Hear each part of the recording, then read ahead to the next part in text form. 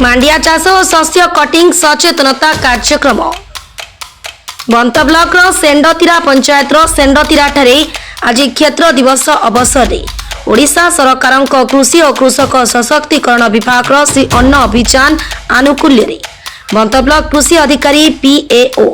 तुषार कांति पति सभापतित्व में अनुष्ठित मांडिया चाष और शस्य कटिंग सचेतनता कार्यक्रम में जिला मुख्य कृषि अधिकारी सीडीएओ जगदीश बेहरा मुख्य अतिथि रूपे जोगदे मांडिया चाषर उपकारिता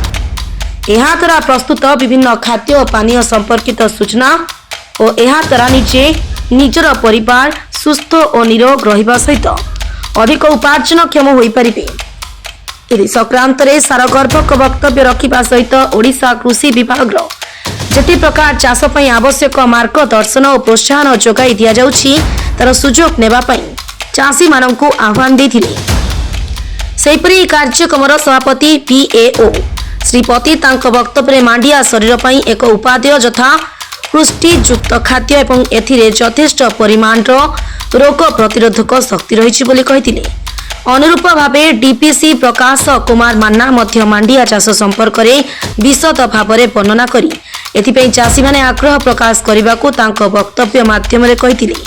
सेहिपरि अन्यतम सम्मानित अतिथि भावे स्थानीय पूर्वतन सरपंच सुशांत सामल जोगदे मांडिया चाष प्रति अधिक चाषी आकृष्ट होई सरकार प्रदत्त सुविधार उपयोग करी सुस्थ रहिबा सहित लाभवान हेबाकू आह्वान देथिले। ए कार्यक्रम को एबीसी प्रभुदेव साहू सुचारू रूपे परिचालना करिथिबा बेले अन्य मानक मध्यरे VAW Mandakini Sethi block coordinator BPC Parshuram Sahu CRP Sushant Kumar Jena Satyabrata Singh और ज्योतिरंजन राउत पीओ अपूर्व रंजन राउत एवं बीओटी बासंती पाल उपस्थित रहिथिले।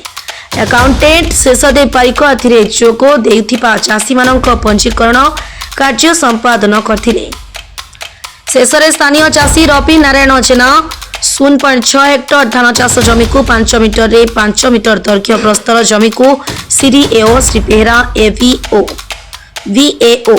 श्रीपति उपस्थिति रे महिला मानक द्वारा कप कटिंग नमूना संग्रह करा जायथिला। एते 200 रु ऊर्ध्व महिला चाषी और 50 रु ऊर्ध्व पुरुष चाषी जोग देथिले। ब्लॉक कृषि अधिकारी भाव में बंत ब्लॉक में योगदान करमती आज आपण मैंने जानते आमर एटा क्षेत्र दिवस थिला ओडिशा मिलेट मिशन जो पूर्व ना था श्री अन्न अभियान अंडर आमर एटा क्षेत्र दिवस थिला। क्षेत्र दिवस रे जो चाषी मैंने अंशग्रहण करथिले से मानक मध्यरु किछि चाषी मांडिया चाषी अछंती आ किछि चाषी आस्थिले जो माने मांडिया चाष करि नाहंती तांको ए क्षेत्र दिवस रे हमें बुझेइथिलु जे मांडिया चाषर उपकारिता कोन यार भविष्यत कोन यार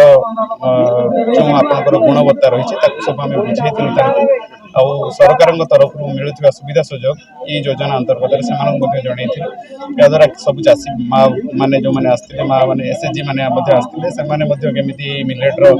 प्रोडक्ट रे केमिति विभिन्न प्रकार प्रोडक्ट तैयारी करिक ताकू अंतर्जातिक बाजार रे मध्ये पहुंचै पारिबे जहार की बहुत चाहिदा अंतर्जातिक स्तर रे मध्ये अछि आ आमे याकू जदि दैनंदिन भाव रे व्यवहार करिबा ताले हम मध्ये निरोग रहिबा। ए सब विषय रे हम तांको बुझेला परे से माने मध्ये आग्रह प्रकाश करिसंती जे केमिति हमर ए अंचल रे जति की चाष होतला तार आहुरी केमिति बहुत अधिक भाव रे चाष से माने करिवे कारण ए मांडिया चाष पई आपण माने जानिथिबे जे बहुत कम खर्च दरकार बहुत कम पानी दरकार तार रोग पोक कम एटा 3टा सीजन रे मध्ये हेई परिबो तेणु धान पर धान करिया द्वारा जेमति कि हमर माटीर उर्वरता ह्रास पाउची हमर गोटे भविष्य सुरक्षित नुहे हमर पिलाटी जो जन्म होबो सी भविष्य पीढ़ी केमती लगातार भाव में माने हमर जमीर उत्पादन पाई परिबो एथिपई हमर एई जो मांडिया चाष करबा निहाती जरूरी अछि सेई जो उपस्थित थिले फार्मर माने बा चाषी माँ भूमि माने एसएचजी माने समस्त यारो आवश्यकता उपकारिता को हृदयंगम करछंती आ हमर आशा और विश्वास जे आम डिपार्टमेंट विभाग दिग्दर्शन रे से आगे जीवे आम ब्लॉक को गोटे